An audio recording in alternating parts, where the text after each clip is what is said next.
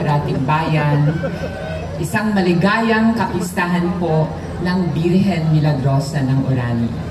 Siyempre, espesyal na pagbati po sa ating pura paroko, Father Tony, sampu ng Kaatimang Kaparian. Nandito po si Father Atoy, sa nangunguna po ng ating Parish Pastoral Council, Doc Bong Galicia, sa ating punong bayan, Mayor John Arizapa, na kinatawan ng kanyang anak na si Tony. At siyempre, sa pamunuan po ng ating Comité de Festejos, si Marang Abbas Sikap, and of course, ang ating Pangalawang Pangulo, Mr. Billy Ventura. So, sa ngalan po ng inyong kinatawan sa Kongreso, si Congressman Tony Roman III, pinapaabot ko po ang aking kapus-pusong pakikiisa at pagbati sa kapistahan ng ating mahal na Birhen.